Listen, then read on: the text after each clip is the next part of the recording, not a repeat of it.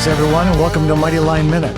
Today we'll be talking about early detection, warning, and notification systems. And we'll do that both from an industrial perspective and from a home safety perspective. Stay tuned. I recall taking a niece of mine off to college when I was delivering her to her new occupancy, which happened to be a multi-tenant, large home where there were a number of students living there. Each student had their own bedroom, and there were approximately 9 students living in this structure. On the kitchen table were all of the smoke detectors that had been taken down, placed in a box with their batteries removed. And the owner of the property felt that they must have not belonged on the ceiling of the building in any of the rooms or hallways. What a crime. When I questioned the owner who happened to be there, she told me that the students take out the batteries, so she took them all down. I told her that was illegal, improper, and in actuality it's immoral. I soon found myself firmly explaining to the owner of the property that it was their obligation, their duty, and it was required by law that all smoke detectors be active, in place, and per code. When choosing between photoelectric and ionization smoke detectors for use in your home, you should understand the differences between these two types of detectors, as well as their likely effectiveness under various scenarios. Here's a problem that I personally faced. My home was equipped with what were numerous AC-powered, multiple-station photoelectric smoke detectors with 9-volt battery backups that occasionally delivered nuisance alarms throughout the entire home. 2 of those detectors were combination smoke and carbon monoxide. Later, following a basement upgrade, all 13 AC-powered multiple-station detectors with 9-volt battery backups remained.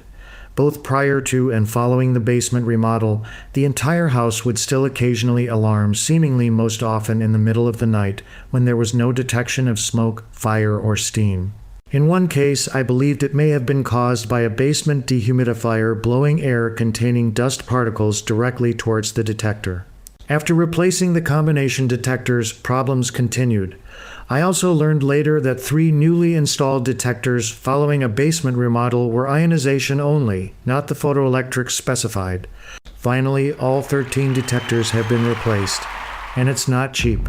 I now have 3 AC-powered multi-station combination photoelectric smoke and carbon monoxide detectors with 10-year lithium-ion backup batteries and voice enunciation. The voice warning from these detectors announces fire or carbon monoxide. Also newly installed are 10 recent model photoelectric detectors with sealed 10-year lithium-ion backup batteries with voice enunciation. Problem solved. So what's the difference? Ionization smoke detectors are generally better at detecting fast flaming fires that produce less smoke, yet more heat. A disadvantage is that ionization smoke detectors are more prone to false alarms triggered by cooking activities, steam, and other non-fire related smoke or particles. This can lead to alarm fatigue. Ionization-only detectors also may not detect smoldering fires as quickly as photoelectric detectors. Photoelectric smoke detectors use a light sensor and a light beam. Smoke enters the sensing chamber and scatters the light beam, triggering the alarm. Advantages include early detection of slow smoldering fires that produce a lot of smoke, but with little flame. Examples include burning furniture or electrical wiring.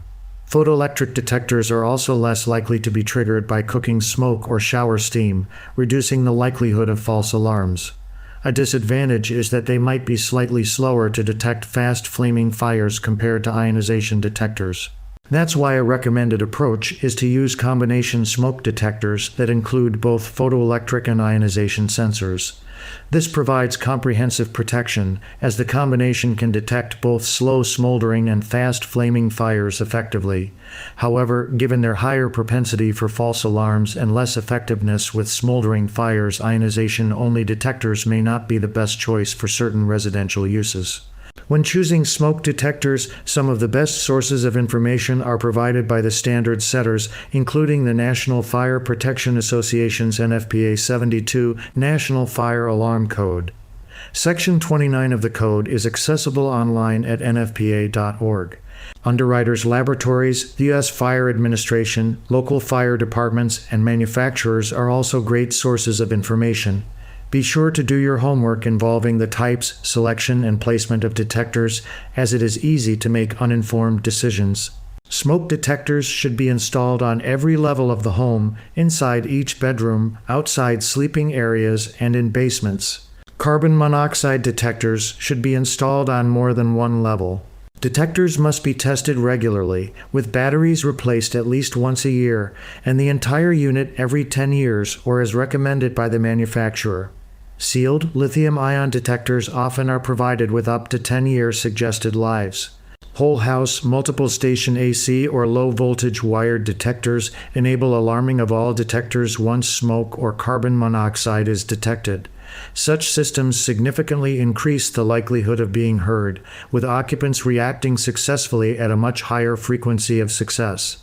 By considering a combination of both types of smoke detectors or opting for models that integrate both technologies, you can ensure better protection against different types of fires and improve overall safety in your home. In our next podcast, you'll be learning more about industrial fire and smoke detection. There are many newer and unique approaches to life safety and egress in manufacturing and warehouse environments that have taken advantage of newer technologies.